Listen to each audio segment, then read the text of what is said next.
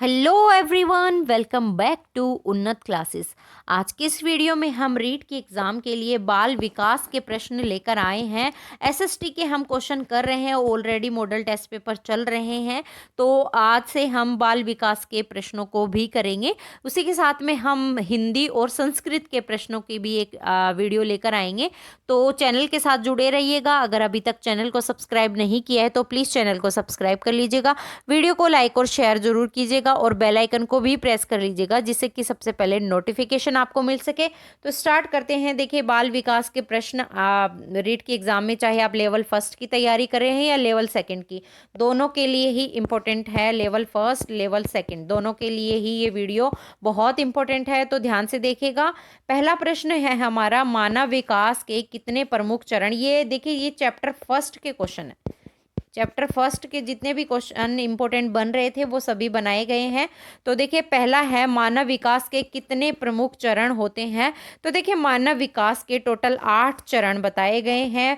8 चरण मानव विकास के किसने बताए हैं। तो देखिए, 8 चरण एरिक एरिक्सन ने बताए हैं मनोवैज्ञानिक विकास सिद्धांत के अनुसार। तो पहला तो 8 चरण बताने वाले कौन, एरिक एरिक्सन। और एरिक एरिक्सन का सिद्धांत कौन सा है, तो मनोवैज्ञानिक विकास सिद्धांत जो है वो एरिक एरिक्सन का है। इन्होंने प्रमुख 8 चरण बताए हैं, जिनमें से देखिए कुछ हैं, जैसे शैशवावस्था, बाल्यावस्था, किशोरावस्था, युवावस्था, प्रौढ़ावस्था, वृद्धावस्था।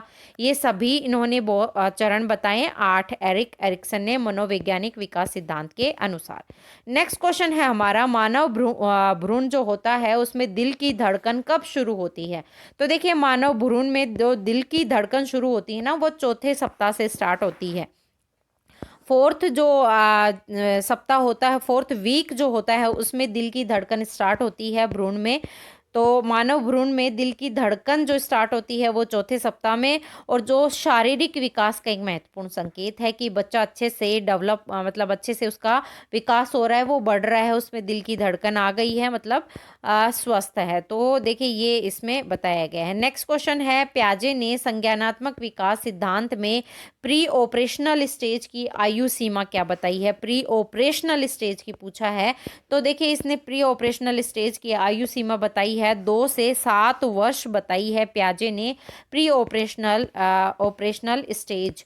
तो प्याजे ने प्री ऑपरेशनल स्टेज 2 से 7 वर्ष की आयु के बीच में होती है, जिसमें बच्चे प्रतीकों यानी सिंबल्स का उपयोग करना शुरू कर देते हैं, जैसे कि तर्क संगत सोच अभी पूरी तरह से विकसित नहीं होती है।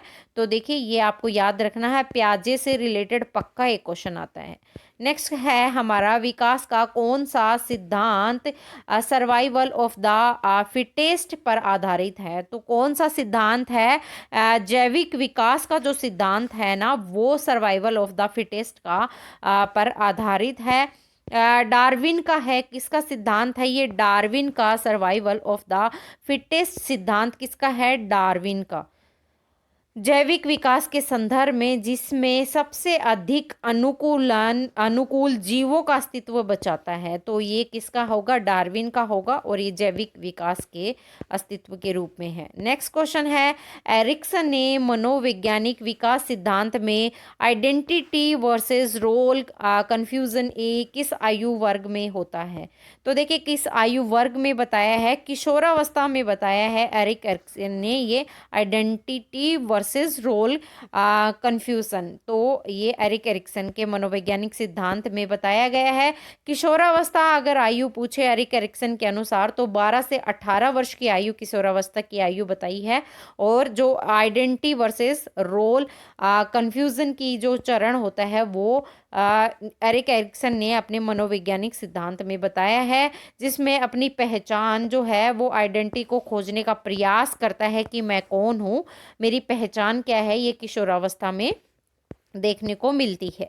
नेक्स्ट क्वेश्चन है हमारा, मानव मस्तिष्क का वजन लगभग कितना होता है। तो देखिए, मानव मस्तिष्क का जो वजन होता है लगभग 1.4 किलोग्राम के समीप होता है, 1.4 केजी के समीप। मानव मस्तिष्क का औसत वजन 1.4 किलोग्राम। यह शरीर के कुल वजन का अगर पूछे तो 2%, शरीर के कुल वजन का 2% होता है। नेक्स्ट क्वेश्चन है हमारा, किस वैज्ञानिक ने बाल विकास का पहला व्यवस्थित अध्ययन किया था? तो देखिए ये बहुत ही इंपॉर्टेंट प्रश्न है। किस वैज्ञानिक ने बाल विकास का पहला व्यवस्थित अध्ययन करने वाले कौन थे? गैसल महोदय, जिन्होंने बाल विकास का व्यवस्थित रूप से अध्ययन किया था। इनका पूरा नाम क्या है? अर्नोल्ड गैसल ने बाल विकास का पहला व्यवस्थित अध्ययन किया और विकास के क्रम को समझने के लिए विकास के मानचित्र डेवलपमेंट शेड्यूल्स बनाए थे। किन्होंने? अर्नोल्ड गैसल ने। वेरी वेरी इंपॉर्टेंट प्रश्न। नेक्स्ट क्वेश्चन है, आईक्यू का पूरा रूप क्या है? तो आईक्यू की फुल फॉर्म आपको बतानी है। तो आईक्यू की फुल फॉर्म क्या होगी? Intelligent quotient. Intelligent quotient IQ की फुल फॉर्म होगी इंटेलिजेंट। फर्स्ट नंबर का इंटेलिजेंट क्वेश्चन।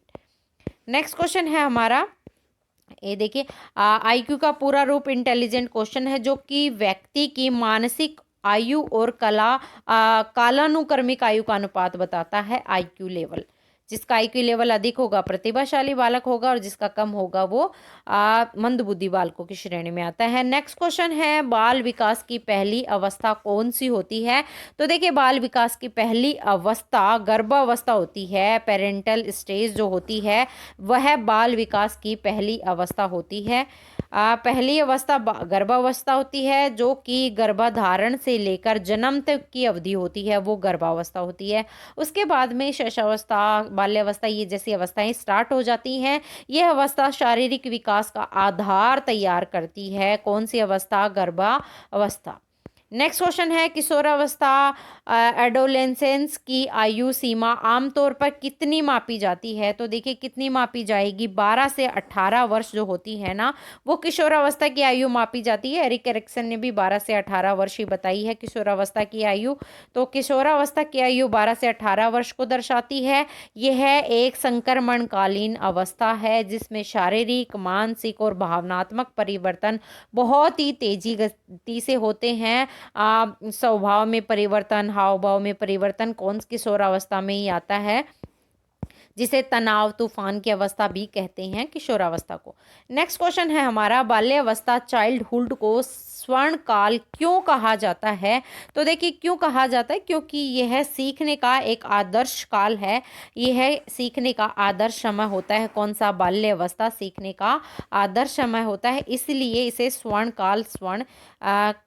काल कहते हैं। बाल्यावस्था में बच्चे तेजी से सीखते हैं और मानसिक, सामाजिक और भावनात्मक विकास इस समय प्रमुख होता है। मानसिक रूप से भी, सामाजिक रूप से, भावनात्मक रूप से भी बच्चा सीखता है। इसी कारण इसे स्वर्ण काल कहा जाता है बाल्यावस्था को। नेक्स्ट क्वेश्चन है हमारा, लेटेंसी पीरियड जो होती है उसका वर्णन किसने किया है? तो देखिए, लेटेंसी पीरियड का वर्णन करने वाले कौन है? सिगमंड फ्राइड हैं, जिन्होंने इस पीरियड का वर्णन किया है। सिगमंड फ्राइड ने लेटेंसी पीरियड का वर्णन किया है। ये 6 से 12 वर्ष की आयु की अवस्था है, जिसमें यौन ऊर्जा को दबा दिया जाता है और बच्चे मानसिक और बौद्धिक गतिविधियों में ध्यान केंद्रित करते हैं। नेक्स्ट क्वेश्चन है, जीन पियाजे ने संज्ञानात्मक विकास के अनुसार कॉन्क्रीट ऑपरेशनल स्टेज की आयु सीमा क्या बताई है? तो देखिए, जीन पियाजे ने कॉन्क्रीट ऑपरेशनल स्टेज की आयु 7 से 11 वर्ष इन्होंने बताई है। 7 से 11 वर्ष कॉन्क्रीट ऑपरेशनल स्टेज की आयु बताई गई है जीन पियाजे के अनुसार। इस चरण में बच्चे ठोस तर्क और विश्लेषण करना सीखते हैं 7 से 11 वर्ष की आयु में। नेक्स्ट क्वेश्चन है हमारा, किशोरावस्था में कौन सा विकास सबसे अधिक होता है? तो देखिए, किशोरावस्था में कौन सा विकास सबसे अधिक होगा? तो शारीरिक विकास भी किशोरावस्था में चेंज होता है, सामाजिक विकास, भावनात्मक विकास, तो इसमें सभी ऑप्शन, हाँ सभी इसमें होंगे कि किशोरावस्था में सारे परिवर्तन देखने को मिलते हैं। सामाजिक, शारीरिक, मानसिक और भावनात्मक सभी परिवर्तन होते हैं, क्योंकि यह जीवन का एक महत्वपूर्ण परिवर्तन काल है। सबसे ज़्यादा चेंज अगर देखें तो किशोर अवस्था में देखने को मिलते हैं। नेक्स्ट क्वेश्चन है हमारा, शैशवावस्था इन्फेंसी की आयु सीमा क्या होती है? क्या होगी शैशवावस्था की आयु? तो जन्म से लेके 2 वर्ष तक का बालक है ना, वो शैशवावस्था की श्रेणी में शिशु जिसे कहते हैं शैशवावस्था होती है। जन्म से लेकर के 2 वर्ष की आयु तक इस समय मस्तिष्क और शारीरिक विकास सबसे तेज गति से होते हैं। तो ये देखिए आपको याद रखना, ये लाइन बहुत इंपॉर्टेंट है। मस्तिष्क और शारीरिक विकास शैशवावस्था में ही सबसे ज़्यादा होता है। तभी बोलते हैं ना कि बच्चा छोटा होता है तो हर चीज़ देख के सीखता है। तो एनवायरनमेंट को देख के, अपने आस पड़ोस को देख के, अपने घर परिवार को देख के, जिस पे पारिवारिक और सामाजिक दोनों ही तरीके के एनवायरनमेंट का उस पर प्रभाव पड़ता है। नेक्स्ट क्वेश्चन है हमारा, कौन सी अवस्था सामाजिक विकास की शुरुआत को चिन्हित करती है? तो देखिए कौन सी अवस्था करेगी, बाल्य अवस्था जो होती है ना वो सामाजिक विकास की शुरुआत चिन्हित, क्योंकि बाल्य अवस्था में बालक समझने लग जाता है अपने आसपास के माहौल को। बाल्य अवस्था 2 से 6 वर्ष की आयु होती है। बच्चे सामाजिक कौशल सीखना शुरू कर देते हैं। दूसरों के साथ खेलना, सहयोग करना और दोस्त बनाना स्टार्ट कर देता है बच्चा 2 से 6 वर्ष की आयु में, बाल्यावस्था में। नेक्स्ट क्वेश्चन है, कौन सी अवस्था में बच्चे में भाषा विकास का तेजी से होती है? तो देखिए ये बहुत इंपॉर्टेंट है। भाषा विकास कौन सी अवस्था में सबसे तेजी से होगी? तो भाषा का विकास जो होगा वो पूर्व बाल्यावस्था में होगा। अर्ली चाइल्डहुड जो होती है ना, उसमें भाषा का विकास तेजी से होता है, सीखता है बच्चा। अब देखिए पूर्व बाल्यावस्था की आयु क्या है? 2 से 6 वर्ष की जो आयु होती है वो पूर्व बाल्यावस्था होती है। इसमें भाषा का विकास तेजी से होता है और बच्चे नए शब्द सीखते हैं और वाक्यों का निर्माण करना स्टार्ट करते हैं। 2 से 6 वर्ष की आयु में बच्चे अच्छी तरह बोलने लग जाते हैं। नेक्स्ट क्वेश्चन है, कौन सा सिद्धांत बाल विकास की निरंतरता को मान्यता देता है? तो देखिए कौन सा सिद्धांत देगा बाल विकास की निरंतरता? अभी हमने देखा था एरिक एरिक्सन का जो मनोवैज्ञानिक विकास सिद्धांत है ना, वो इसको बताता है निरंतरता की सिद्धांत को। एरिक एरिक्सन का मनोवैज्ञानिक विकास सिद्धांत विकास को एक निरंतर और आजीवन प्रक्रिया मानता है, कि ये जीवन भर चलने वाली प्रक्रिया है, जीवन पर्यंत चलता है सीखना, जिसमें प्रत्येक अवस्था में व्यक्ति एक नई चुनौती का सामना करता है। बिल्कुल सही है, हर अवस्था में एक नई चुनौती का उसे सामना करना पड़ता है। जैसे किशोरावस्था में अगर हम देखें तो बहुत सारे हार्मोनल चेंज होते हैं जो कि उन्हें देखने पड़ते हैं। नेक्स्ट क्वेश्चन है, वृद्धि और विकास में मुख्य अंतर क्या है? तो देखिए वृद्धि और विकास में मुख्य अंतर क्या होगा? वृद्धि मात्रात्मक होती है और विकास गुणात्मक होता है। तो ये तो बिल्कुल सही है, वृद्धि स्थिर रहता है, वृद्धि निर्मित नहीं है। देखिए यही सही हो जाएगा, वृद्धि मात्रात्मक है जबकि विकास गुणात्मक। हमने पहला ही देख लिया तो वो एकदम करेक्ट है, बाकी पढ़ने की जरूरत ही नहीं है। तो इसका राइट आंसर ए ही होगा। वृद्धि ग्रोथ होती है का संबंध, ग्रोथ का संबंध किससे? शारीरिक परिवर्तनों से। शरीर में जो परिवर्तन होते हैं जो हम देख पाते हैं, जैसे कि ऊंचाई, वजन, अंगों का भार, जिसमें आकार में वृद्धि होती है, वो वृद्धि होती है जिसे मेजर किया जा सकता है, मापा जा सकता है। ये बहुत इंपॉर्टेंट है। ये मात्रात्मक होती है कौन? वृद्धि, जबकि विकास मात्रात्मक नहीं, विकास गुणात्मक होता है। डेवलपमेंट जैसे कि मानसिक विकास, सामाजिक विकास, भावनात्मक विकास, ये सभी विकास हैं जिनको गुणात्मक रूप से हम माप सकते हैं, मात्रात्मक रूप नहीं होता और जीवन के सभी पहलुओं को प्रभावित करता है कौन? विकास। नेक्स्ट क्वेश्चन है, किस कारक का वृद्धि और विकास पर सबसे अधिक प्रभाव पड़ता है? तो किस कारक का? तो आनुवंशिकता का भी पड़ता है और पर्यावरण का। तो इसमें दोनों ही आंसर सही होंगे, ऑप्शन नंबर सी इसका राइट आंसर होगा।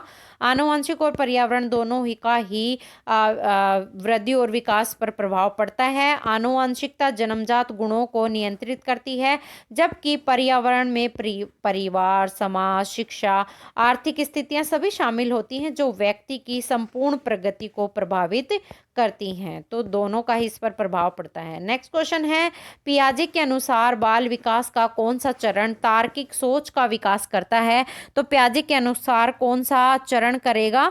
तो ये करेगा ठोस संक्रियात्मक चरण जो होता है ना, वो बाल विकास के तार्किक सोच का विकास करता है। तो ठोस संक्रियात्मक चरण पियाजे के अनुसार। पियाजे ने संज्ञानात्मक विकास सिद्धांत, तो देखिए पियाजे ने कौन सा सिद्धांत दिया था? संज्ञानात्मक विकास सिद्धांत का दिया था। इनमें इन्होंने कहा था कि ठोस संक्रियात्मक चरण 7 से 11 वर्ष की जो आयु होती है वो होती है। इसमें बच्चे तार्किक सोच विकसित करते हैं, ठोस वस्तुओं एवं घटनाओं को व्यवस्थित रूप से समझने में सक्षम होते हैं 7 से लेकर 11 वर्ष की आयु। नेक्स्ट क्वेश्चन है, विकास का कौन सा सिद्धांत निकटस्थ सिद्धांत क्षेत्र यानी ZPD पर आधारित है? तो कौन सा सिद्धांत है निकटस्थ विकास का सिद्धांत? तो ये कौन सा होगा? वाइगोत्स्की का सामाजिक सांस्कृतिक जो सिद्धांत है ना वो ZPD पर आधारित है। वाइगोत्स्की ने निकटस्थ विकास क्षेत्र यानी जोन ऑफ प्रॉक्सिमल डेवलपमेंट की अवधारणा दी थी। ZPD याद रखना है आपको, जोन ऑफ प्रॉक्सिमल डेवलपमेंट की अवधारणा, निकटस्थ विकास क्षेत्र की अवधारणा वाइगोत्स्की के द्वारा दी गई थी। इसमें इन्होंने कहा था कि बच्चे को उनकी वर्तमान क्षमता और संभावित क्षमता के बीच सीखने में मदद की जा सकती है। इस क्षेत्र में शिक्षक और सहपाठी एक महत्वपूर्ण भूमिका निभाते हैं। शिक्षक का और सहपाठी का इसमें बहुत योगदान होता है। उनको देखकर वो सीखता है और वर्तमान क्षमता और संभावित क्षमता के बीच में वो आपस में तालमेल करके आपस में एक दूसरे को समझ के उसमें सामंजस्य बिठाता है। नेक्स्ट क्वेश्चन है सीखने की तत्परता रीडीनेस ऑफ लर्न का विकास किससे संबंधित है? तो देखिए रीडनेस ऑफ लर्न का सीखने की तत्परता का सिद्धांत किस पर संबंधित होगा? शारीरिक वृद्धि पर होगा, मानसिक परिपक्वता से भी संबंधित होगा, सामाजिक और भावनात्मक संतुलन से भी संबंधित होगा। तो इसका राइट आंसर हम देखें तो इसका राइट आंसर होगा डी। तो देखिए सीखने की तत्परता बच्चे की शारीरिक, मानसिक, सामाजिक और भावनात्मक परिपक्वता पर निर्भर करती है। जब बच्चे इन सभी क्षेत्रों में पर्याप्त रूप से विकसित होते हैं तो सीखने के लिए तैयार माने जाते हैं। शारीरिक रूप से भी विकसित है, मानसिक रूप से भी, सामाजिक रूप से, भावनात्मक रूप से परिपक्व हो जाता है तो वो निर्भर करता है कि अपने आसपास के वातावरण को देख के वो सीखने के लिए एकदम तैयार है। तो ये देखिए आज के हमारे महत्वपूर्ण प्रश्न थे किसके? बाल विकास के। आई होप आपको वीडियो पसंद आया होगा। तो अभी तक चैनल को सब्सक्राइब नहीं किया तो प्लीज़ चैनल को सब्सक्राइब कर लीजिएगा, वीडियो को लाइक और शेयर भी कीजिएगा और बेल आइकन को भी प्रेस कर लीजिएगा जिससे कि सबसे पहले नोटिफिकेशन आपको मिल सकें। तो देखिए ये अगर हम रीट एग्ज़ाम ये लेवल 1 और 2 दोनों के लिए ही इम्पोर्टेंट है। इनफैक्ट आप 1st ग्रेड और 2nd ग्रेड की भी तैयारी कर रहे हैं तो उसमें भी बाल विकास के प्रश्न आते हैं। तो आपके लिए ये वीडियो बहुत इंपॉर्टेंट है। तो वीडियो को ध्यान से देखा कीजिएगा। फिर मिलते हैं हम नेक्स्ट वीडियो में। जय हिंद, जय भारत।